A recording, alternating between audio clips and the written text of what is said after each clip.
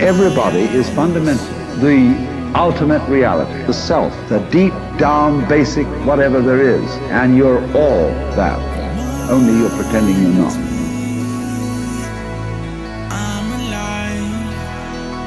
Who we are is not this physical body that we're in that is here for a moment and gone. Who we are is this infinite intelligence, and we forget that. The same intelligence that created this infinite universe that never ends is you. For those of us seeking a way to transform life, to capture fulfillment in every now moment, to redefine our reality to live this life to its fullest. This is the Live This Life podcast. And I'm your host, Heath Cummings. I'm here to inspire you to ask yourself the question every single day.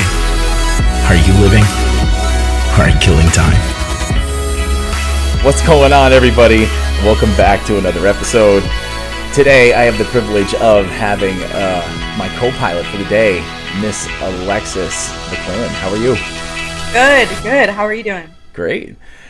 So Alexis was just on just a few episodes ago, and we had discussed actually before she came on for that first episode that we were going to get on here and have some awesome conversations, and she's going to be kind of joining us as a co-pilot. So you guys aren't always just listening to my voice all the time. You have another beacon of knowledge that can kind of break up what sometimes I just start going off on tangents about. But, so in talking with Alexis, I was like, so okay, what do you want to do for our first episode? And your answer was aliens. And I'm like, okay, yeah, let's do aliens. No, but for real, like part of this show, part of what I like to do is like there's just the what ifs about life. Like that's the whole thing about this show. Like I don't know if any of the stuff I talk about is real. It could all be bullshit. I have no idea. Like none of us really know like what happens after we die, and is all this law of attraction stuff real? And one of the hugest things out there right now, there's all these talks about what are they calling them now? UAPs. They're coming up with all sorts of terminology. Yeah, unidentified aerial phenomena. Oh, is what yeah, that's right. The government's calling it now. Yeah. But I mean, there's just a lot of talks, and there's a lot of material that we can talk about, and we've been listening to a lot of the same things. Like we've both been diving into Gaia a lot. So, let's dive in. I mean, I'm so excited. Yeah. I'm so excited. Well, first off, because you were like, you gave me a list of things. You're like, research the Nazca Mummies. And so I was like, okay, well, he must be really into that. So I'm curious your thoughts on it, because when I was watching on Gaia about the Nazca Mummies, it did seem like there was a lot. I mean, still, it seems like although all these scientists and all these doctors were saying, yes, this is real. We have, done the CAT scans. We have looked at the bones. There's still this other side that's saying, no, it's fraud. Yeah.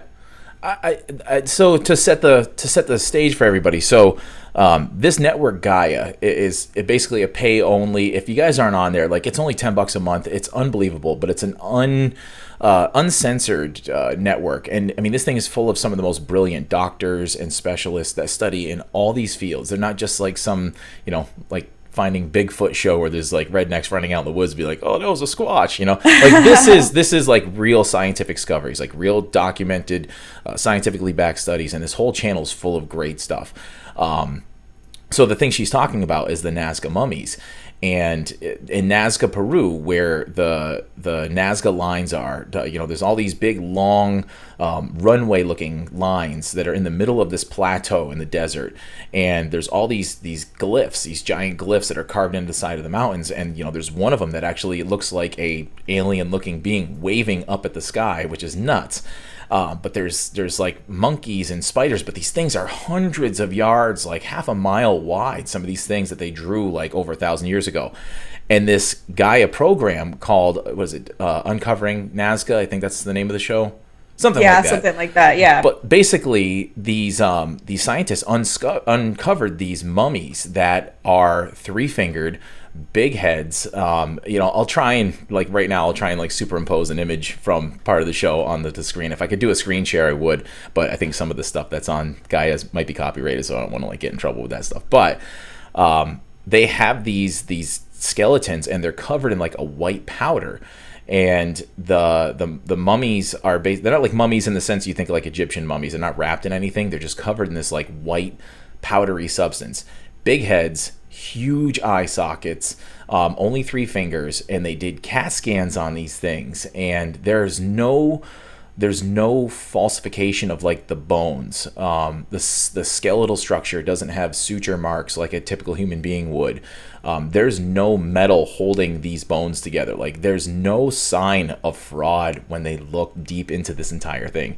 Yet, like you said, like some of the people are still professing that it's fraud. Like I understand, but I mean, what is your thoughts after watching that series? Like I've seen it for a while, but like what did you think when you first saw it?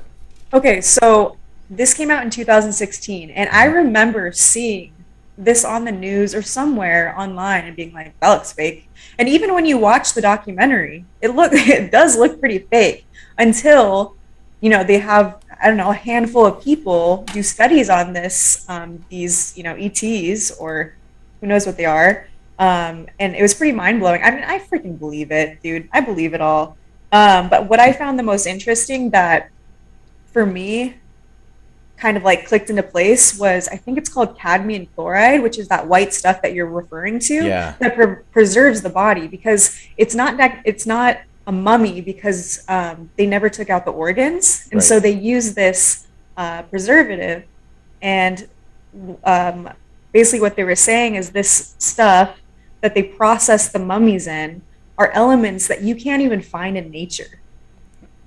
And I'm not a scientist, even to bring those elements together, it would take a crazy amount of processing. So way back then, what was it, like 1700 years ago? Yeah.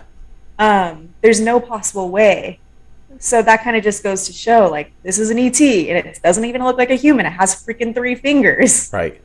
And they look like the thing that's carved into the side of the mountain. And, no one knows why those lines are in Peru. So, like, that has been a mystery forever. Like, when they went over those areas with the first airplanes and hot air balloons and stuff, like, that's when you can actually see the scale of some of those, like, runway-looking things. But then all of a sudden you start to discover the animals that were out there. And then on the side of this mountain, they've got this being that looks like one of these things. And I can't completely remember the story about how they came across those things.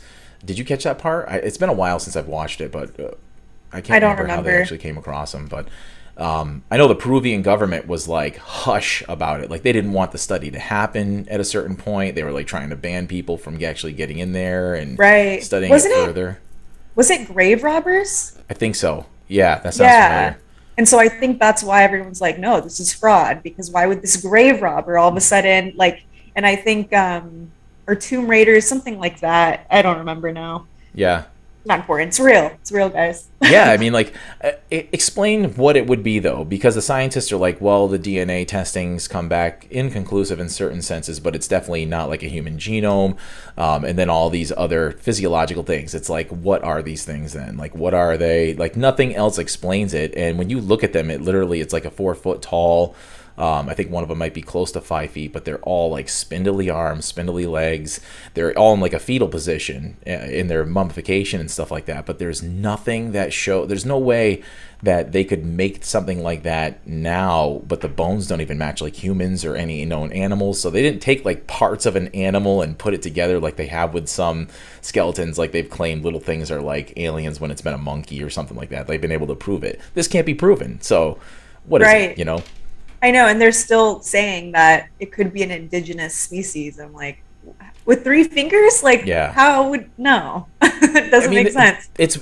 There's tribes of people who are out there, like, I forgot what the name of this tribe was, but there were these really small, like, pygmy, and I don't know if I'm using a really insensitive term, but, like, there was, like, a pygmy group of people. They were, like, literally 4 feet tall, and, like, I heard something to the effect of that it was actually legal to a certain point to hunt these things because they were more animal ape-like than they were actually human, but these things looked like a very tribal type person. Like and they discovered these people back in like the late 1800s. So it's like within the last 150 years, there was like this unknown species of human that was very primitive looking. I should have came into this conversation a little more prepared for that one, but yeah, I didn't know we were going to go in that road, but like it totally makes sense. But these aren't them. All these mummies that they had 3 fingers, and the eye sockets are like massive. It looks like the thing that's on your hat. Like it legit doesn't look human. It doesn't.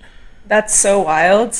Okay, just to go off this real quick. So the practitioners in Peru, they speculate that these Nazca mummies are just large-skulled gray aliens. Mm-hmm. Have you heard of the grays? Yeah. Okay, so I find this interesting because I wanted to bring up something today, and I really want you to watch this Gaia episode. And it's basically channeling Bashar. Okay. And it's this man. His name's Daryl Anka, and he channels this ET on another planet. And what Bashar comes through and says is basically the Greys were basically a human civilization, and they started becoming so advanced, but they were also ruining their planet. And so they had to pick up and leave their planet, and they found us, a similar human species, on a different dimension. And that's why they came here and started abducting us, so they can start taking our genes and our blood. And so Bashar, the ET being channeled, is basically a hybrid of the Greys and human species. That's wild. And they feel like they're relatives to us. They're coming here and trying to contact us and teach us so they can help us advance as a civilization. That's wild. But the Greys... Sorry, one more thing. The Greys were so intellectual and advanced that they lost their emotion. And that's the difference between the Greys and humans, because they lost their emotions when they were coming here to abduct us. They didn't realize like how traumatic that would be for us because they don't experience the same emotion. So that's why it's so scary to us. We're like, what's going on? And so I thought that was interesting. Yeah, like anything that's unknown, we're going to look at it like we're going to be terrified of it. Like I've always had that mindset when it comes to like ghosts or anything weird like that. Like if something ever happened around me, and I've never actually like seen an apparition, I've never seen anything like that, but I'll tell a really quick weird story on a different tangent of the alien stuff. But our dog died about a month and a half ago, 18-year-old dog.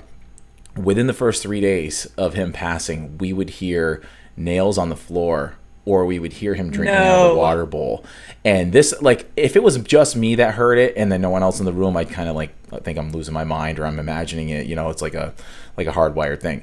But I would see my wife or my son in the room, and I would see them like turn. Whoa. And I would be like, "What'd you just hear?" It sounded like nails getting off of his pillow on the floor and hitting the wood floor downstairs. I'm like, yeah, I heard it too.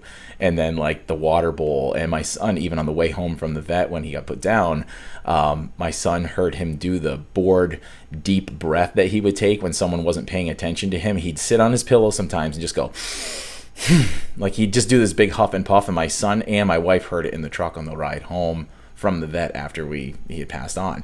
So like totally believe that stuff, like absolutely. Like the thing with the unknown though is we're terrified of it, right? And I've always said that's not something to be scared of. You have to kind of get past that point, because what if that was a spirit trying to communicate? What if there's this other civilization, many of them maybe, that are here trying to make contact with us? I mean, I think it's kind of naive at a certain point to think that we're the only game in town. Like there's yeah. I mean, it's extremely primitive of us to still continue to think that we're the only ones out there when you consider how freaking big the universe actually is. Like, have you seen any of the new pictures from the James Webb telescope that have come out recently? No. Oh my God. So I'll put up another picture of it right now, but there's a picture of the James Webb telescope, and basically so are you familiar with what it is, what the James Webb telescope is? Somebody was just telling me about this the other day, but I'm not super familiar now. So basically, like the Hubble was almost like a giant tube with a mirror, like a refracting mirror inside and stuff. So the Hubble's like the best thing that we had up until this. The James Webb Telescope basically has a bunch of panels that all have to align to make a perfect mirror, and it's like 1,000,000 miles away from Earth already. So it's far away. It's close. It's it's away from light interference and everything else. So it takes forever to get these exposures, but they basically took one of the first pictures, and it's only a small slice of the sky. It's literally like taking a grain of sand in your finger, or a grain of rice. I've heard both, grain of sand or a grain of rice, holding it out at an arm's length, and that's the portion of the sky they took a picture of. And there was literally 100,000 galaxies in that one spot in the sky that they took a picture of. Every one of those galaxies, like these huge spiral ones and everything else, every one of those galaxies has close to 1 trillion stars, and some of the galaxies in that pictures were massive, like they're way bigger than the Milky Way. So when you look at that picture, it's like, you really think we're the only living intelligent civilization looking at a picture like that and then pondering how much more sky there is? You've got everything over your head and then twice that much that you can't see on the other side of the planet. You think we're the only game in town. You're crazy. It's so funny. Like, humans, we're so egotistical to think like we're the star of the show, we're the star of the universe, like which is also funny because when I was listening to this doctor and slash researcher, he was even saying, he's like, ancient civilizations and even religions have been trying to tell us that we've had visitors on the planet trying to help us and playing in a role in our development for so long, and like people still don't believe it. Like, it's everywhere. It's all over the world. Like, how can we still not believe? They have cave drawings of things that look like grays. They have cave drawings that look like there's all sorts of species out there that they say are here visiting us, like a praying mantis species, and ones that look like sort of an ant. There's ones that look like blonde, tall, Nordic and stuff. I mean, all these different species that could be here. You never know like what might actually. How long they've been coming here for, what we might have actually been calling them all along. I mean, I'll go back to what happened in World War II, and I might butcher this story just a little bit, but a bomber had to make an emergency landing on an island, and this tribe that lived on the island had never seen the outside world, never seen the modern world, and they landed in sort of like a field on this island so they could make emergency repairs. They landed, and the tribes people were all kind of freaked out. They've never seen a plane before. They'd never seen the people in these clothing before. So they started giving these guys the MREs, like the meals, and like kind of gave them some clothes, like gave them shirts and coats and all that kind of stuff to like, hey, we're friends. Like, here's some gifts. Did their repairs, got the plane back off the ground. Every year, this civilization's still isolated to this day, and they will build a plane. It looks like the plane that landed. They'll build it out of like sticks and straw. They'll burn it and try to pray to have the gods come back to give them the gifts that they gave them that time. So, like, what does that sound like? It sounds exactly like the stuff that we've done all throughout history, but we put it in the Bible as like a very brief technical difficulty. Zoom decided to start a countdown on us that it was going to cut off the episode. So we got it settled while I was in the middle of talking about the island of people who were like worshiping the World War II soldiers like they were gods. And I was saying how the same things happened in religions. Like, it's happened in ancient stories. Like, they talked about angels and they talked about gods, and every culture has those stories. And you have to wonder if, like the whole ancient alien thing, you've got to wonder if every one of those stories in antiquity was actually them interpreting something different, just like those people did just like 60 years ago. So it kind of makes you wonder like what people actually saw back then and how long we've been having stories like this. It is so interesting. I don't remember. I think it was like, somewhere in Europe, or maybe it was Egypt, or wherever across the world from Africa. Two places that had never visited each other way back then were having the same exact story of a specific god that they saw. I can't remember. Gosh, that was so long ago when I read about that, but I found that so interesting. And even going back to like ancient Egypt, don't you find it? Whoa, hold on, let me slow down. I got too excited there. Have you seen like in the different temples, or maybe it is the pyramids, how they have the glyphs of like the airplanes and the helicopters and the tanks and a spaceship? Yeah. Like, how? Like, there's just so much stuff that we have absolutely no idea. But the people who, when I'm sure there's going to be some people who listen to this episode or some people who see it because they kind of check out like some of the show from time to time, it's like, oh, do you really believe in that stuff? It's like, well, I haven't had any experiences to disprove it, but at this point, the evidence is overwhelming. I say at this point, what I'm more suspect of is the fact that now the government's talking about it. And I actually brought this up at work one day to a lady like right across the room from me, right across her office is right across from me.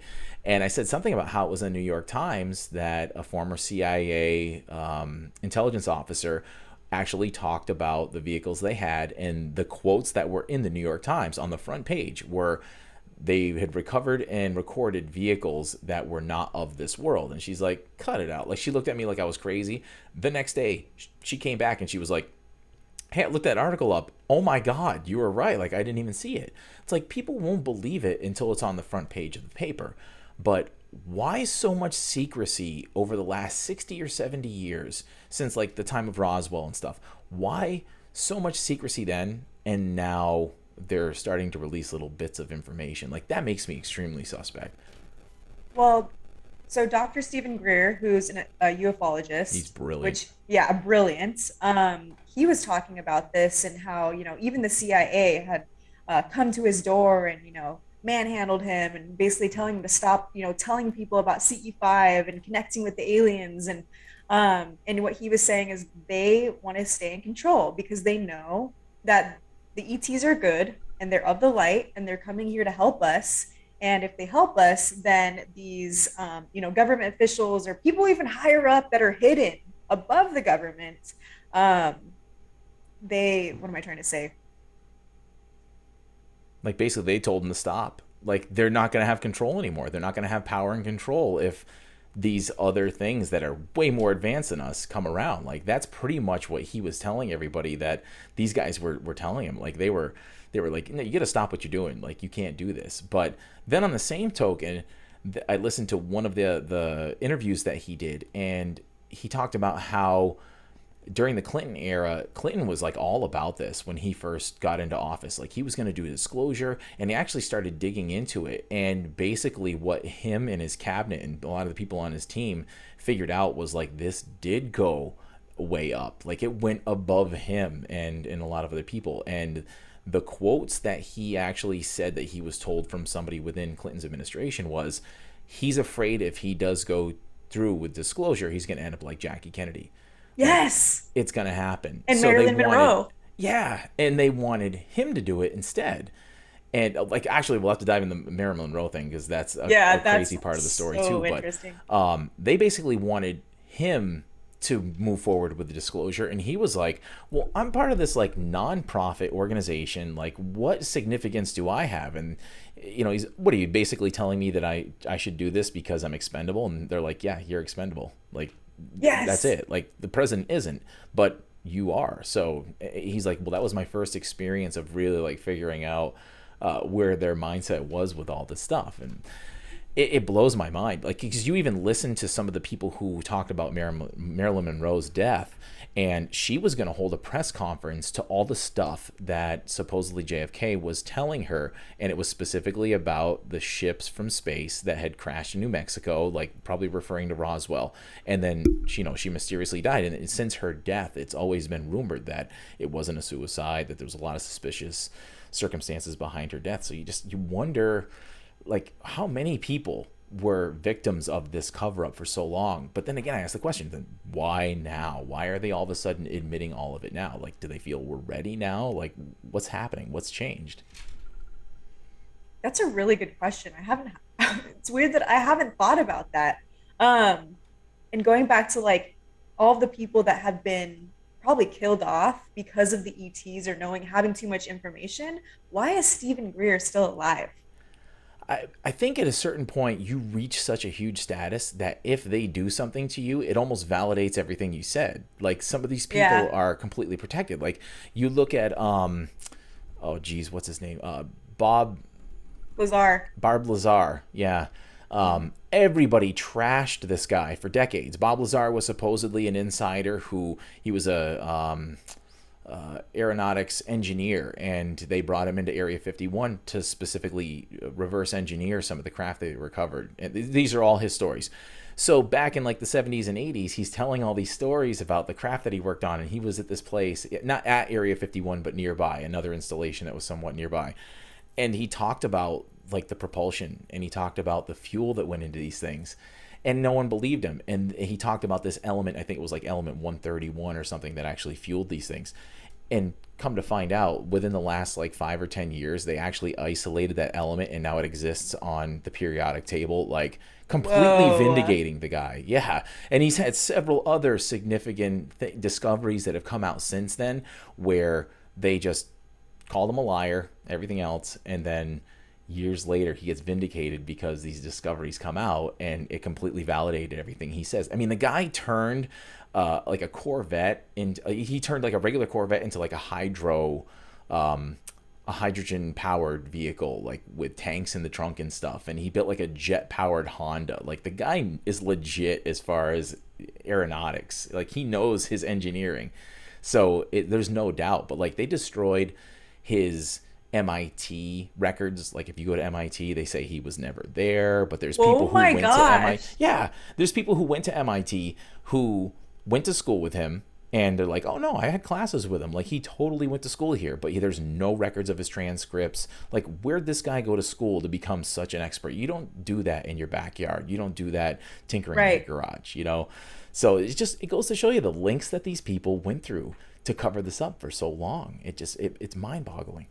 That's so interesting. And even on the media, like Stephen Greer says, he's like, I will let you guys know as soon as this happens. But so far, anything you read on the media has a spin. It is twisted because they're being hired by whoever who wants to keep this under wraps, which I found really interesting. But man, it's so crazy because he even has like recordings. He has the recording of Marilyn Monroe finding out about the ETs from Jack Kennedy, and saying that she's going to go to press conference, and then of course she, ends up passing away. Or he has like these letters from the CIA, letters from all of these higher ups in all different kinds of places, and people still don't want to believe it. Yeah, it's a paradigm change. Like it's a huge change to people's mindsets, but like that has happened throughout history, and that's one thing people need to remember. Like history completely has repeated itself so many times, and you can't think that right now we're in anything different. Like way back a long, long time ago, the Earth was the center of the known universe. This is the geocentric model of the universe. And Copernicus is the one who came along and said, no, the Earth is actually going around the sun, and everything else isn't revolving around the Earth. So he basically, it was Copernican heliocentrism or something like that. So he basically displaced the Earth from the center of the known universe and created the model where we go around the sun. So then forever, the universe was us going around the sun with a few planets around us and all that stuff. But then we discovered, as telescopes got more advanced and people started studying the stars, something just as simple as like the Andromeda galaxy, that's the nearest galaxy to us. They called it the Andromeda Nebula back in like the 1700s. It was just a cloud in the sky. But as the telescopes got more advanced, they discovered the center of it was actually different colors. They started to see that it was actually like a galaxy formation. So now the Milky Way wasn't the only game in town. That wasn't the universe, because we went from like our solar system to maybe a galaxy, like that was the universe. And then this nebula turned out to be a thing. And then this James Webb telescope comes out. Like we're constantly starting to discover more and more about how absolutely huge the universe is around us. But just when they had to go from like the flat Earth model, which some people still haven't walked away from, so there's just so much criticism when it comes to a paradigm shift that people just still aren't willing to listen. Even if it's on the front page of the New York Times, they're not willing to listen to it until one of these things lands on the front lawn of the White House or something. Like I don't know what it's going to take, but I also like what you said about things in the media. Like you take anything they say with a grain of salt, like absolutely everything. Literally everything. Yeah. People get so hyped about that. I'm like, how can you believe any of this? Like you can't. So what you were saying about like people aren't going to believe it unless it just shows up on their lawn. Yeah. So when I was listening to that documentary with, channeling Bashar was basically saying that everyone's wondering, why don't, like, if they're here and they're flying around and they're abducting or whatever, why don't they just show up at our doorstep? And he was saying that because of our 3D vibration, which is, lower, and these advanced ETs have a higher vibration, if they were literally to walk up to us face to face, we would lose our identity. Because as humans, like, that's what we're made up, right? Like, we have our ego, we have our identity, we have these attachments and beliefs and personality and all of these things that are this defense mechanism. So people that are, so full of love and are at such a high vibration, it makes sense, right? Mm-hmm. If they were to come up to us and we were to be in that vibration, we would lose our identity and freak the fuck out. Yeah. Like, Makes one sense. of the easiest ways I can explain this to people, I've heard this explained years ago. So let's picture dimensions real simply, like 2 dimensionals on a piece of paper, right? You got Stickman on a piece of paper, and he lives on paperland. Like, it's 2 dimensions. He's got length and width. There's no depth. But here we are in the 3rd dimension. So we're looking at his world from a higher dimension. If we took a ball and went to go and put it into his world, at first, that very small point where the ball touches the paper, it's going to look like a little dot on his paper. So it's going to be a small color dot. And as that ball passes through his dimension, it's going to turn into a big ring, and then it's going to get small again as the ball passes through. He's never going to know what a ball looks like. But we were able to sort of dumb down that sphere shape into what he can only comprehend as a circle. We can literally not comprehend what a higher dimension from us looks like. Like, talking about it makes most people go, that doesn't exist. There's no higher dimensions. Like, but there is. We've proven a bunch of different dimensions. Like, we've proven, I mean, they say even time is another dimension. You have the 3D, space, height, width, everything of the dimension that we have. But time is the only thing that makes a 4th dimension, and then maybe these beings are 5th, 6th, or 7th. Like, they basically have, and they have to, like, almost like dumb down their physical existence or whatever their existence is just to show up for us. So it's so mind-boggling, but it makes sense that what you just said, like, they have to do something to actually show up here. Otherwise, we'd lose our minds because we can't comprehend it. Like, he wouldn't be able to comprehend the ball going in his dimension. Totally. That's so interesting. And also, like, when I told you, I think in the last podcast episode, I was telling you that when I learned mediumship, it's the same thing. I would have to raise my vibration, and loved ones on the other side would have to lower their vibration for us to even communicate. Mm-hmm. Because their vibration is going so fast and we're so slow. So if we don't match up, there's no we wouldn't be able to communicate. So I guess it's kind of the same thing with ETs or any other dimension, or even remote viewing, I would assume too, right? Yeah. The one thing that bothers me is the narrative in the media about how they keep on saying about if these things are hostile, and like, are you kidding me? If they were hostile, as soon as we detonated the first nuke, they'd have been like, the monkeys got an Uzi, take him out. Like, why would they wait until we were we're not that advanced at all. I mean, I really think the human species is so primitive. The stuff that I see people do on a daily basis, it's like so primitive. We're literally like just a group of monkeys throwing stuff at people driving by, Like, it's so true. But why would they wait until now? Why would they wait until we were more advanced, or that we've actually trashed this planet as much as we have? This place is a wreck. Like, why would you want it? That's like waiting for your neighbor to burn the house down before you buy the house, Like, it doesn't make sense. I have a theory. I feel like we were heading in the direction of, let's call them the Greys, or maybe there are other civilizations out there that were heading in a direction that we are right now. And it's scary. And so I feel like, have you ever looked up like star seeds? I'm going to sound like a fucking crazy person right now. But that's what I dig. So it sound crazy. But yeah, I've listened to it a little bit. Like, I've heard some stuff on star seeds. Okay. So I feel like us star seeds have come here and incarnated here on Earth to raise the vibration of the planet and help us advance as a civilization. And I think the aliens, I don't even like calling them aliens anymore. The ETs are coming in kind of as like a second string to help us who are ETs, who come as a higher vibration down into this planet of masters of limitation to be able to help civilization evolve. Mm-hmm. I've heard it explained like that. Like, if we have to think of things in terms of energy, right? So Einstein had the whole saying that energy can't be created or destroyed, it's just transferred. So when you think of the physics behind everything, behind scientific theory like that, then that means the energy that is you, the thought process, the consciousness, everything else. It's not just a natural process. Like, your energy, everything that is you has to, that whole thing that is your consciousness, that had to have come from somewhere before you, and it has to go somewhere after you. So when people look down, and I'm one of the people who does kind of look down on mediumships a little bit, not so much because I don't believe them. I feel like there are some of the people who, I feel like they kind of talk themselves in circles, or I feel like it's too easily faked. You know what I'm saying? But Yeah. it's no crazier to think that, I came from wherever my soul came from before incarnated in this body and left, than that person tapping into something that hasn't actually been incarnated. It's in between two places, whatever it is, a higher level of consciousness. But it's no crazier to imagine something like that animating a person who is a medium for a very short amount of time, because like you said, they're able to like raise their vibration and they're able to meet in the middle.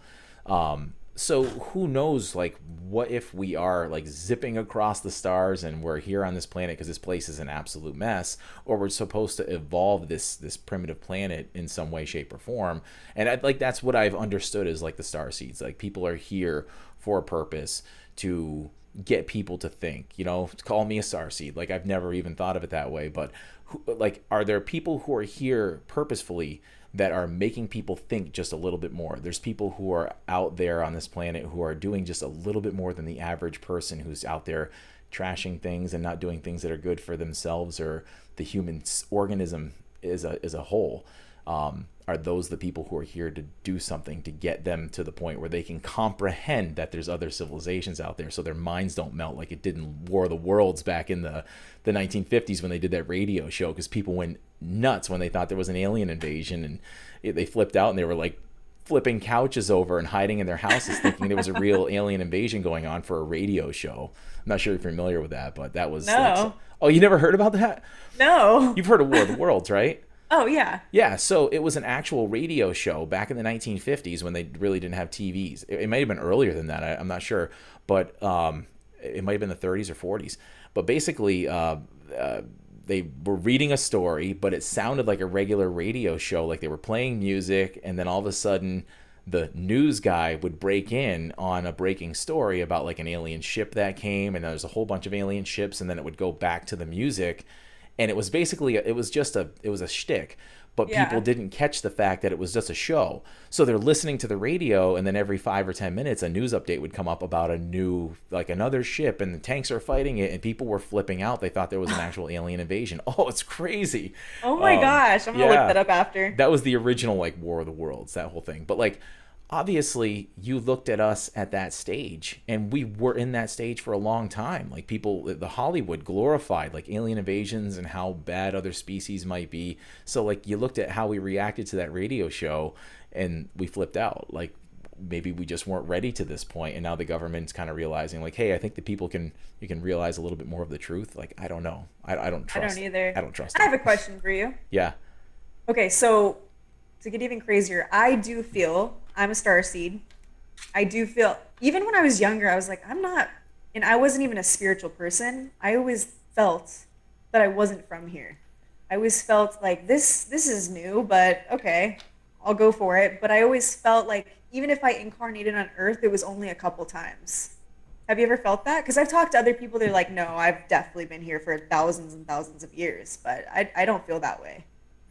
I've never thought of it in that sense, but I have had a feeling my entire life of being sort of out of place, like intellect-wise. Like, even as a young kid, when I was in school, I never got like good grades, but my teachers always told my parents like that I was super smart, and I have an uncanny sense to remember a lot of stuff. Like, you and I chatted about that. Ridiculous. But yeah, so I'm like, is that old soul type stuff? Is it, because I don't feel like I have this huge amount of cognitive processing, but I also feel like I have like knowledge. My wife asks me all the time, she's like, how do you know that? I'm like, I don't know. Like, this stuff's just there. but I felt out of place in that sense, but I've never really actually like pondered, like, do I feel out of place here? But I'll tell you right now, the first thing that I thought about when you and I talked about the Stephen Greer thing that's coming up in Arizona, I'm like, I'm bringing a few valuables with me because I'm going to hold up a sign that says, get me the hell off this rock. I'd be there for that sense. I'd pay the ticket to go see Dr. Greer and his show, but like, if that's the ticket off the rock, like, get me out of here. Seriously, right? Oh my gosh. You know, there's these different quizzes, and some of them are so dumb. They're like BuzzFeed. Yeah. But I did one the other day, or maybe it was yesterday, and I did it just for fun, just to see like which star seed are you? You know, those dumb questions. You should look it up. But I guess I'm from the Andromedan. How do you say that? Andromeda, yeah. Yeah. I'm one of those people, one of those ETs. But like, you should take one. You think of like what could have happened, like even in our, like, let's not even go as far as Andromeda, because that's, I think, like almost 2 million light years away. So when we look at it, it's what it looked like 2 million years ago. How about we look at just like the Mars connection, because you talked briefly about, and we were kind of like in the run up to this episode talking about Atlantis. So there's theories about how Atlantis, like being a super advanced civilization, it could have been before, whatever the cataclysm ended that civilization. There's stories and studies that say that maybe Mars was fully inhabited. And, we're seeing different things on rovers and all that kind of stuff. There's people picking stuff up all the time.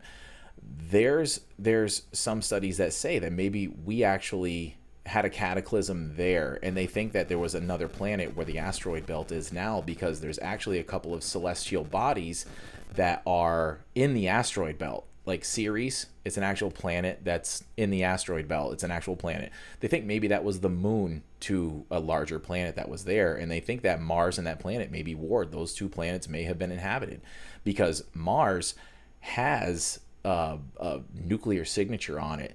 There's like some What? Yeah, there's a radioactive signature it's a xenon gas that is it can only actually form when a nuclear explosion happens, and it's something like 2.5 times the amount that an actual nuclear explosion on Earth was measured at. So when these rovers went there, they're detecting this radioactive fallout that can only happen from a known nuclear explosion, but it would have had to have been 2 or 3 times bigger than any explosion we've ever seen on Earth. So there's evidence of like nuclear war that's fully in NASA's records that would have happened on Mars. And there was a study about the huge canyon that's on Mars. It's weird. Like, it's big and it's straight. They actually talked about how massive. That thing, yeah. They talked about how that thing is more, the shape of it and the way that it looks like it's formed looks more like the scar from an electrical arc than it looks like a formed canyon, because it's so straight. So, and of course, like the sides have formed into canyons because some sort of water like went into that. But they discussed, like, in this whole theory of this whole, I think it was like a movie or documentary that I watched. So much stuff is in there, I can't remember where it came from, but they said like there's theories of that maybe that planet lost the war, but Mars was so bad that we end up having to leave there and come here and resettle. And think about it, like if we had to leave the planet with maybe like 50 people, 20 people, and we had to get into ships and land, like how would we recreate? Like, we'd have some idea, but could we land on another planet and make an iPhone? Like, we would have an idea of like how to maybe make electricity, and after a few hundred years we could maybe try to develop a civilization, but we'd be leaving home with like the clothes on our backs and like a few different things in our technology. Like, imagine if that actually happened. But let's say there was billions of people living on that planet. Where did those souls happen to go? Like, makes you wonder all these different things that could have happened. Like, you talk about star seeds, but where did those potential souls go if that energy can't be created or can't be destroyed? It get transferred. Where to get transferred to? Like, right, yeah. Wait, so what were you going to say about Atlantis? So, like, was that the settlement that came here after things got destroyed there? Like, that was part of the theories that I saw in this documentary. So, I mean, it was pretty far out there, but it still makes you ask, what if? Like, they line up all these different facts of what could actually happen. So, I mean, it's crazy to think about, but we've also seen this planet get destroyed like 5 times. We've had 5 serious cataclysms that have ended life on this planet.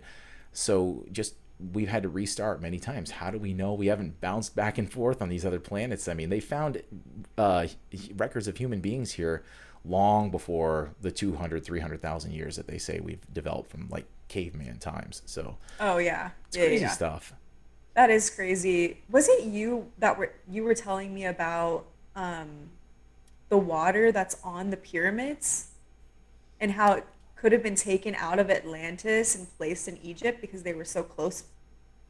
So something similar to that. Something. So the Sphinx has watermarks on it from what? I mean, it's in the desert. The last time that there was significant waterfall in that area was like 12,000 years ago. It's water erosion on the Sphinx. So they actually, the Egyptian government doesn't allow people to study the Sphinx anymore up close because some of these things are completely displacing the Quran, and the government's very much, yeah. So it's they've like halted people doing studies. When you're there, you're very like limited to where you can go around that thing. But the water erosion marks go along the sides, and they've totally determined it's water erosion.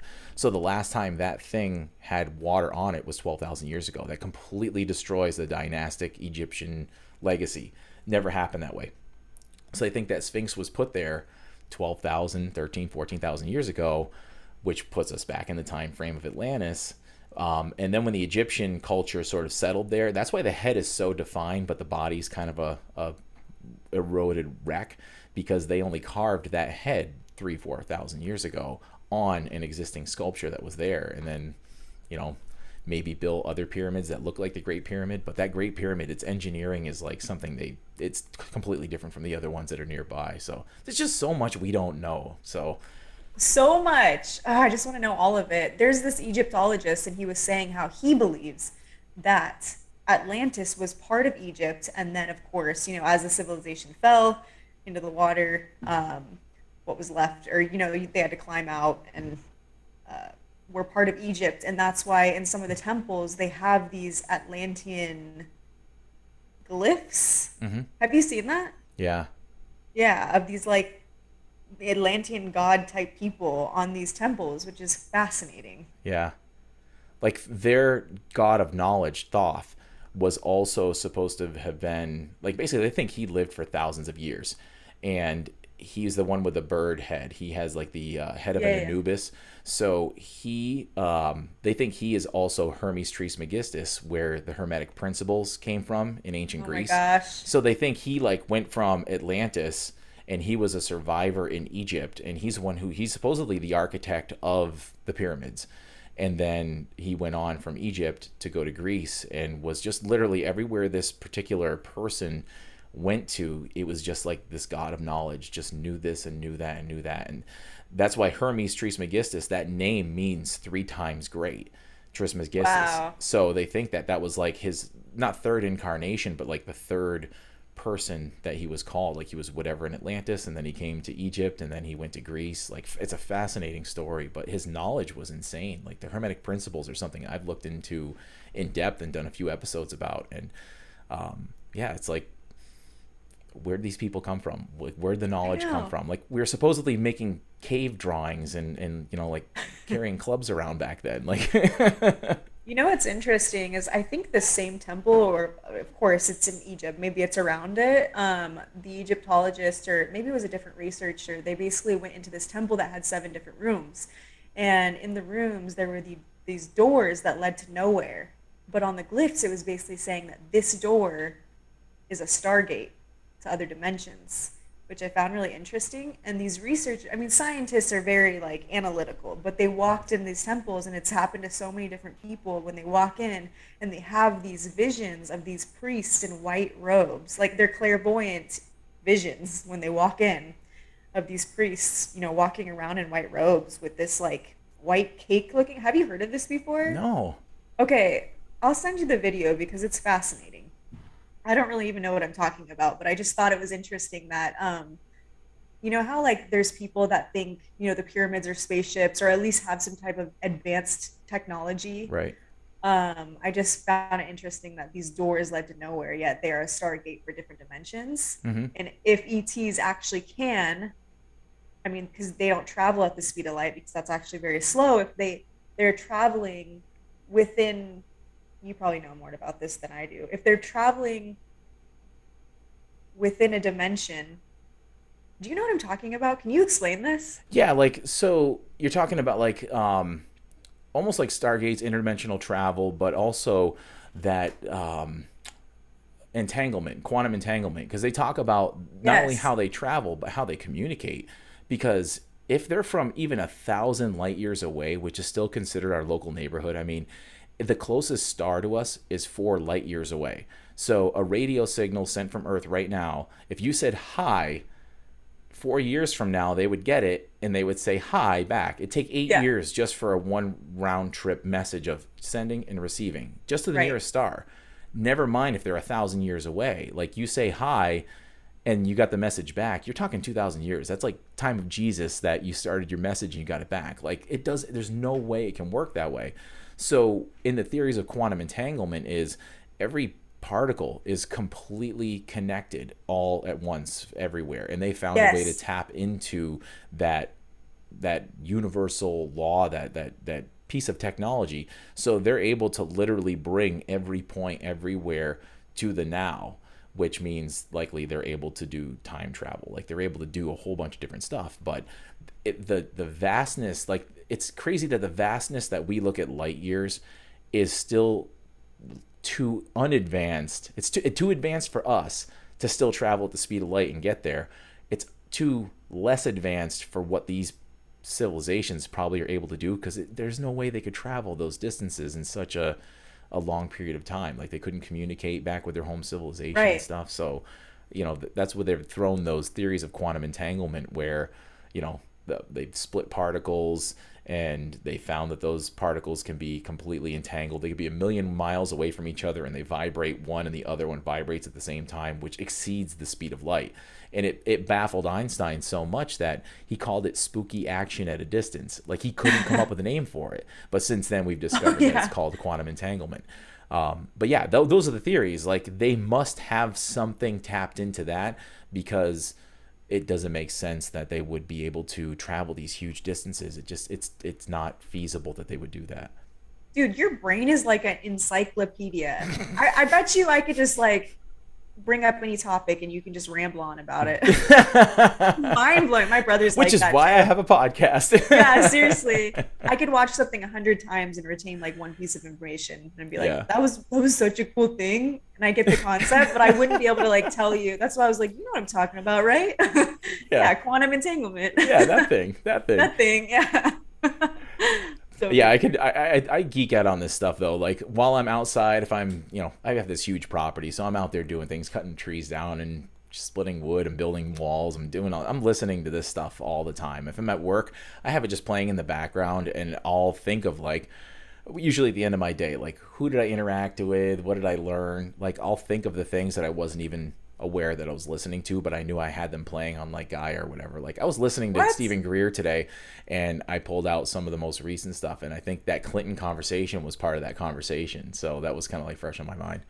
Yeah, it's amazing. Like, our brains pick up on stuff. It's like we just have to tap into it in a certain way. Like, they say that you can do hypnotic regression. You actually said it on our last episode. Like, we take in all these bits of data, and we only recall certain amounts of it, but it's all there. It's just the level of perception. When you get brought into hypnotic regression, it's like, yes, you and I were talking, but there was a conversation over there happening at the same time, and that hypnotic regression allows you to like turn your head in that moment when you weren't actually looking in that direction, but you still observed it. So you'd be surprised. Like, I bet if you tapped in, if you always talk about the presence, but you bring in like a hyper awareness during that presence, and that's what sort of lets you retain the information.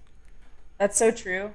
Well, when you were saying that, I was like, what's going to pop up? Like, I was just, I kind of questioned myself. I'm like, going off of what you were just saying. And the first thing that came to mind, especially when you said Dr. Greer, or Dr. Stephen Greer, in his, on Amazon, Encounters of The Fifth Kind, Of the Fifth Kind, yeah. That's a crazy movie. Like, if you guys haven't seen that, you don't need like Amazon. You need to have, like, you don't have to go buy a membership to Gaia. But if you haven't seen that movie, The Encounters of the Fifth Kind, it's awesome. Definitely, it's amazing. Yeah. Do you remember those, like, the science I'm going to call them science projects, but they were legit, they were legit scientists. Do you remember those? Because they were talking about consciousness, and Yeah. basically in a small room, they would put a plant in one of the corners, and they would put this lamp that could, turn this lamp in the middle of the room, and a generator with ones and zeros.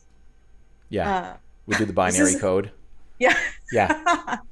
And basically turn off the lights. Yeah. And this lamp would end up finding the plant, I mean, way more times than not, Yeah. which I found really interesting. And how consciousness, like, without us even looking, the plant and the light, their consciousness will come together. And it just shows that even plants have consciousness. Mhm. Like, it's not just humans. And Yeah. oh, that's what I wanted to tell you about. Oh my gosh. Let's go. This is so crazy. I hope I can explain this really well. Okay, so there's this. Let me just hold on. Let me just pull this up real quick. Because I'm Okay. definitely going to keep a note, because I want to dive off of that conversation about the plants real quick, because Oh, that let's do dives that into something first. else that Stephen Greer said. But Oh, go ahead. okay. Well, it just kind of goes based on consciousness. But when I was listening to the channeling of Bashar, he was basically saying, we want to connect with ETs so badly, and Dr. Stephen Greer, he's one of the people that are facilitating that, of course, and these other channelers. And as a human race, we definitely have the capability of doing that. But something that, oh, sorry, 1 second. You hear that? Your phone might be too close to the microphone. It might be mine as well. Oh, interesting. Okay, maybe that's better.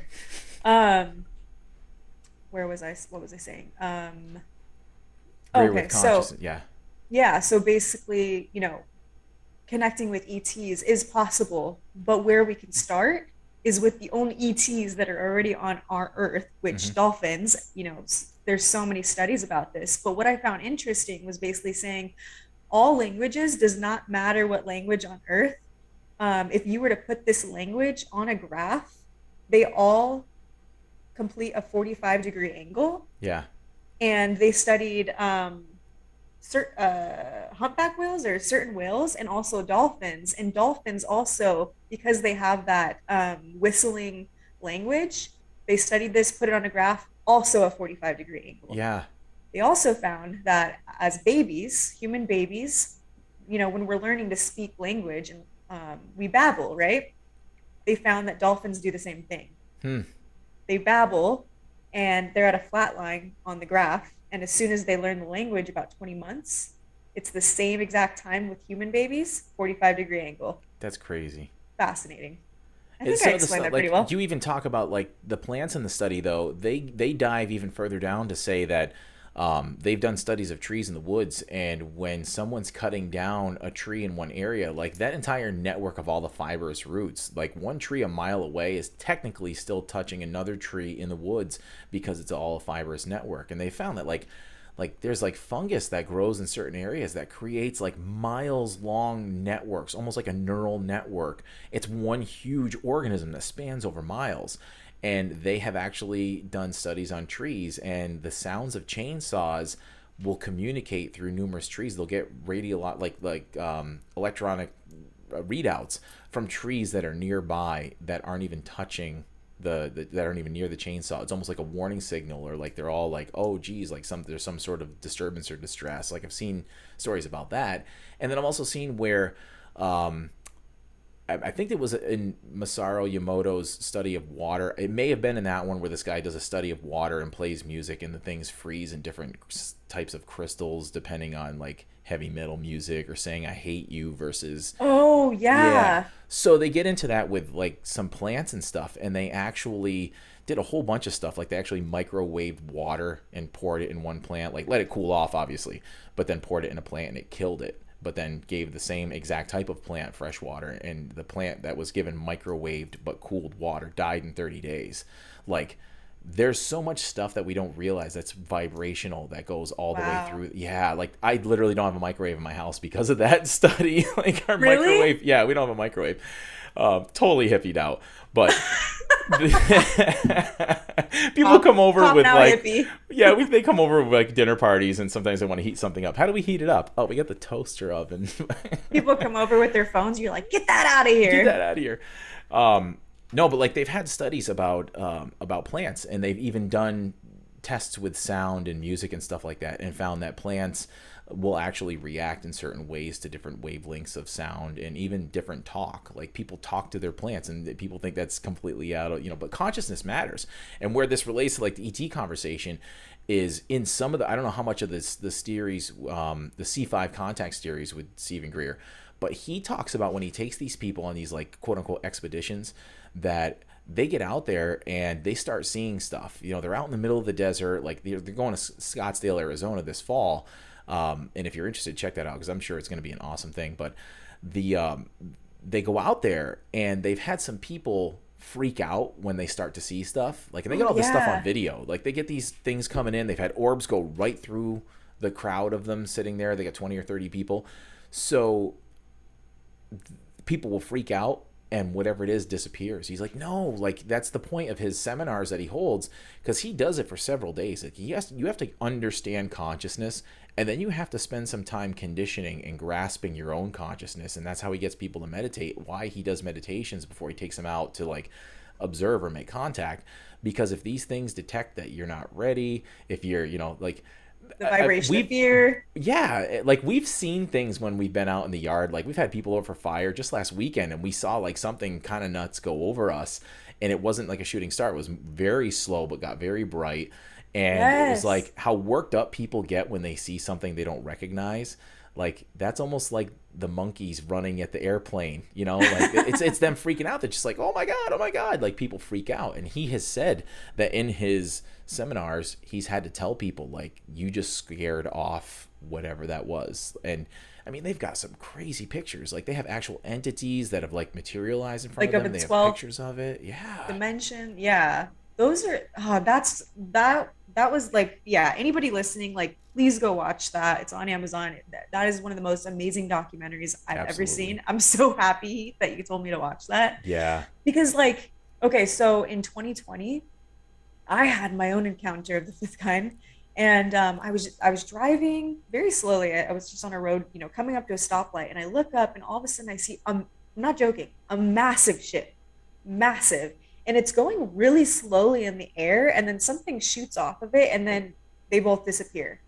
And I call up my, I text my group of spiritual friends, and I'm like, guys, I just saw this, blah, blah. And my friend on the other side of the town saw the same thing. No way. Yeah, she saw the same thing. Like, I'm not crazy. And then I think within that week, I was just like so amazed. I'm like, why did that just show up in Gilbert, Arizona? And this is before I even knew of like the Phoenix lights. And I remember looking over, because I'm really close, Phoenix is the valley. It's very big but small. And you can see South Mountain with the lights on top. And I remember seeing this like gust of like not fog, but fog. But it was just over the tips. And we don't get that in Arizona. Like if you get fog, you get it like really low to the ground. Right. And I see these little things. And if they're not planes, they're not helicopters, they're just these little like UFO things just go, swerving in and out of the fog. And that's the moment where I was like, guys, like go look at South Mountain. Like I swear those are spaceships. And ever since I felt really connected. And I remember even that week looking up in the sky during the day and being like talking to ETs, talking to myself basically, but talking to ETs and being like, is this real? Is this real? And a spaceship shows up and disappears. It's like, and then disappears. And that was the last time I saw anything. And then of course you're getting me into all this stuff, and I'm like, I gotta go to that thing in September, especially because it's at my doorstep. There. It's literally on your doorstep. Yeah. You guys get all sorts of funky stuff that happens out there. I mean, you guys are in the midst of like the Phoenix Lights was one of the most famous ones, but you're near Area 51. You're near all these other sites and stuff that happen out there, and there's so many awesome sightings that happen out that way. And then I was like ho-humming about this to somebody this past weekend about how come nothing ever happens out here. And they like pulled up an article for me in the middle of this conversation, and they showed me that like New England's one of the biggest hotspots. I'm like, oh, it is. It's apparently they're just not near us. But like one of the most famous cases was in like an hour away from here with Betty and Barney Hill. It was like one of the first documented abduction cases. It happened in Portsmouth, New Hampshire. So like there is funky stuff that happens around here. I've had one experience, and I can't even say what it was, because I was like 20 years old. It was like my first year in police work. I was out by myself. I'm working in this really small town, like smaller than where I live now. And I'm in the middle of nowhere. We're like checking on reservoirs after 9/11. And I'm going up this really like wooded area. And you get to the top of this hill and you'd have to like turn around at the top of this hill near a reservoir and head back down the hill. You just had to make sure people weren't up there like poisoning the water supply in this town of like, 5,000 people. Yeah. It was just terrorism threats and all that. So I get up there and I'm talking, this is like 5 miles from the nearest house. It's in the middle of nowhere. And I couldn't see what it was that went over me. I just know that like you ever see a fireball, like an actual fireball fall from the sky? Like when a debris falls from space, like it turns like a bluish green color. It was like that, but you could tell it was moving because you could see the shadows of the trees on the road move, so you could tell whatever it was directly over my head. Whoa. But the cruiser shut off, so whatever it was must have had like some the cruiser just legit shut off as I'm doing this U-turn, and I'm like starting to face downhill, and I'm like rocking the car. I'm like go Okay, and as I start to get going, the electronics came back on. I put it in neutral, started the car up, and I just flew. Like it rattled the hell out of me. But like I didn't actually see an object, but something 100% went over. And I've talked to someone about this before who knows about these kind of things. But like, yeah, it could have been debris falling from space that created like an electric field that would have made your piece of crap car like short out or something. Like it had been pretty close. But I'm like, yeah, it was close. Like it was super bright. It lit up the whole sky. But that was like the only, other than like we've seen little like, what was that? Like the slow falling thing we saw over the weekend, but I've never seen anything where it was like a triangle or a saucer. Like I've never seen anything like that before. So I'm a complete skeptic. Like I'm open-minded, but still until I like see something, then I don't know. But it's funny you mentioned that story about that fog, because Stephen Greer said the same thing in one of his expeditions, that a cloud showed up and it just literally didn't move, even all the other clouds were moving in a certain direction, and the thing just hung over the group, and there were some lights going around the outside. It was almost exactly what you just described. Yeah, I did. So this happened, in 2020, and I just watched this documentary, and I remember him saying that, and I immediately thought of that incident, because I was like, there's the similarities. Like I don't see this as a coincidence here. Like, and especially helps me because like I kind of sound a little crazy. I'm like, I saw a spaceship. Like what? Nobody would believe me. Yeah. They would want to, but everyone's a little skeptical, of course. I think people are becoming a little bit more open-minded. I mean, there's, like I said something to someone at work, and then they looked it up for themselves and they're seeing it. And the agenda with the media and the government, I don't know if it's just literally like they're done hiding the secret and they're ready to, like, they've got bigger fish to fry. I mean, Greer talks about it all the time, where they want this thing to be known so we can kind of move on and progress and not be so afraid. And even religions, like the major religions, are admitting like this is something that could be a possibility, when before they were like, oh no, that can't exist. Wait, are they really? Yeah, like the Vatican has their own telescope. I mean, the Vatican's a little wonky. Like that's a whole religious conspiracy thing. Sometime that maybe we should talk about. It might offend some of the Christian Catholic type followers, but yeah, the Vatican's no bueno. There's a lot of stuff going on over there that's not good. But they have their own telescope. Like they actually own a telescope. It happens to be called Lucifer, but they own a telescope. Oh yeah, It's called Lucifer. Don't get me started on the Vatican. But yeah, like God. the Pope has actually come out and made comments about extraterrestrial life and stuff like that, when before it was like completely forbidden. Like it went against all of their old school trains of thought on extraterrestrial life. So the paradigm's changing, but again, I don't trust it. And even Greer has said like these I said from the beginning, those Tic Tac UFOs that the government seems to want to talk about all the time, it looks like an Apple product. Like it literally looks like an AirPod case. Like it's this small little white thing that like zips across the sky. Like to me, it doesn't look alien. It looks like something that we developed, and it looks like it's marketed by Apple, Do you remember Greer talking about, and he even had somebody on the show that was from the military staging UFOs and abductions to scare people? Yep. That is so mind-blowing to me. Yep. Like, that is crazy. That's crazy. Yeah. Aliens aren't crazy. That shit's crazy. That shit's crazy. And the fact Insane. that they're trying to like... Have you ever heard of... Go ahead. Are we lagging? Yeah, a little bit. Go ahead. You go ahead. Basically just the disclosure part of it is what bothers me the most. Like, they're starting to disclose a little bit more, but it seems like it's like super, it's a little too much too fast all of a sudden. So it just makes you ask why. Like, what is it all of a sudden that they're trying to dump on everybody? And if they're saying it in one instance, you almost always have to look the other way. Like, if they're saying one thing, look the other way. And they're always building this narrative of like, are they hostile? And it's like, get over that part. Like, I don't think that's anything that's of any validity at all. Have you heard about this theory with like the reptilians species? Yeah, like I've heard a lot of nasty stuff about them, that they're a no good one.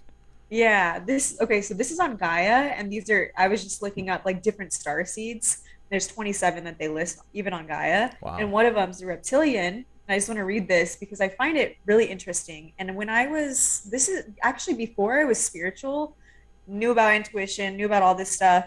I remember thinking like, oh, I'm curious about aliens. And I was really bored at work. And and I'm not joking, I spent 7 hours on my computer researching on different websites, reading about stories and all kinds of stuff. And I remember coming across the reptilians and being like, this is wild. And it's funny that it's even on Gaia because they have a director of evidence. Like, they have to, like, they're not going to put BS stuff on there. Yeah, they have to vet all those stories. Yes. And this says, they're lizard people, draconians, they're shapeshifters that seek to control Earth in the pursuit of selfish benefit. And David Icke has reported on the reptilians, noting that they seek political power on Earth to manipulate human societies, cultures, and human development. That explains Kinda Nancy Pelosi.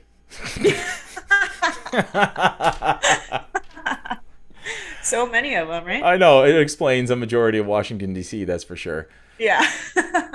Yeah, I've heard all sorts of crazy stuff about the different species and why they might be here. I mean, I've even heard as much of, like, you kind of went down the road a little bit of the Greys. Like, are they from the future? Are they studying us because they're descendants of us?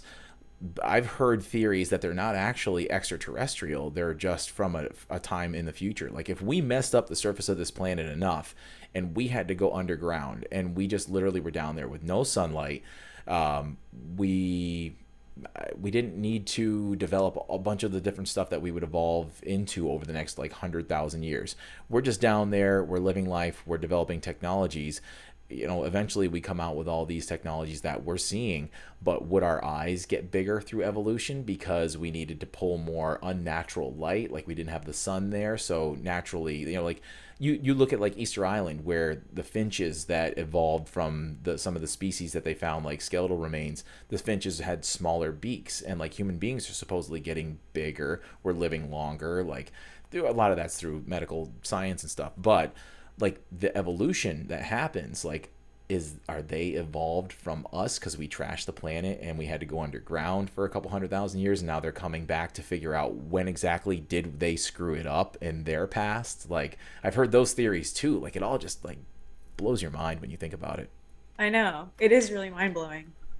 But I've heard the reptilians like look at us almost like a cattle crop too. Like, that's creepy. I don't even want to think about it, but they're like, oh yeah, all these millions of people go missing all the time, and how is it any different to look at what they would do if that was the case as to what we do with like cattle and chicken and stuff? We're just like a lesser conscious being than they are. And I'm like, oh my God, that's going down roads I don't even want to think of. But it's seriously though, and it's so interesting because I mean, it's kind of fun to just like the what if, because if that would be true and that they are like seeking control of our government and basically they don't want us to advance as a civilization, then that could make sense that they are cropping us.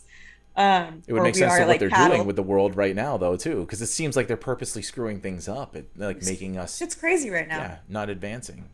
It's crazy. Have you seen the movie Jupiter Ascending? No, I've heard that one's awesome. Yeah, I have not seen that one. Oh, I don't want to tell you anything then. Never mind. Yeah, don't spoil it. Even though we've literally spoiled everything that everyone hasn't seen this whole episode. So true. I'm sorry, guys. Actually, we didn't spoil much of like the Stephen Greer movies and stuff. We've given him teasers about it. True. Is that movie? Is it a documentary or is it like a fiction, like science fiction? Yeah, it's science fiction. It is. So it's with Mila Kunis and Channing Tatum, which I mean, Mila Kunis is great. You would think Channing Tatum in that kind of movie, you'd be like, what? But it's actually really good. Yeah, I gotta check it out. Yeah, I think you would like it. That's on my list. Whenever I get to sit and like actually watch a movie, I gotta check that one out.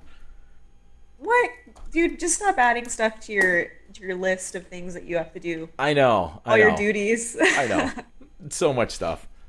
I just like I watch short shows because I don't sit and watch TV for long enough to actually like sit. I mean, some movies and stuff like that, but if so to wrap up our conversation, like say you went to that event and they offered you the chance, like you were gonna go out there and there was the chance that you were gonna go out there and get plucked up by something and maybe not come back. Like, what choice do you make? Do you stay here or do you take that opportunity? I would stay here. Yeah. Yeah, I would stay here. I feel like I mean, even from like very young age, like I always felt like I had a huge mission. And I even wrote this on Facebook the other day, like within my group, and I was like, man, like the choices that I've made, and like even calling my group conscious leaders, naming my business I Am Moonchild, that I would never ever name that. Like that's such a dumb name, to be honest, but it is what it is. It came through, bought the domain, like right then and there. Wow. But even other choices that I've made, I've always known that I've had a huge mission on Earth. And until recently, I didn't realize it had to do with consciousness. And I think that's why I'm getting so not only into consciousness, but also into the ETs. And like, it's just all these events are coming together for a specific purpose. And if I was to leave, like, who knows what would happen? The Earth would. I'm making myself sound so important. No, but you make yourself sound like you. It's like you know what your purpose is, or at least you know in what direction your purpose is. Like, yeah. And I think that's half the battle that a lot of people don't figure out. And I think, you know, yeah, we're going off the deep end on all these different subjects, talking about reptilians and all that kind of stuff. But ultimately, in the end, the what ifs make you ask enough questions to basically figure out what is your purpose. You know, you have all these different. So when you ask the what ifs, you start to dive into something that extremely interests you. And then when you dive into something that interests you, you get passionate about it. So when you open your mind up to every possible potential of where your life could go, and then one of those spots, you know, it's like a I don't know, like a wayfinder. Like you got this little thing and you're pointing it around, like, I don't know, Pokemon Go. Like you're pointing the thing around and you end up seeing something point in a certain direction, and that's the most compelling direction, and you move in that direction because you're inspired to. Like that's how your life unfolds. So whether it's like aliens that gets you pumped up, and like Stephen Greer, in his early stories, he says this is never an area I would have ever thought I would have moved into, and now he's almost like become thrust out there even by people that are supposedly in the know, like people that are in power. Like, you know a lot about this stuff. Get out there and tell the public, because we don't want to do it because then it's official. But if you like warm the crowd up for us, when things start flying overhead, there's gonna be like, oh, wait a minute, no, this dude told you this a while ago. Like he's been saying it for 20 years. Like, yeah, that's what he says. Perfectly designed. Yeah, and he did it by moving on an interest and a passion. So like that's exactly what you're talking about. Like you're talking about wanting to stay here because you're using your wayfinder right now to find a complete passion and purpose.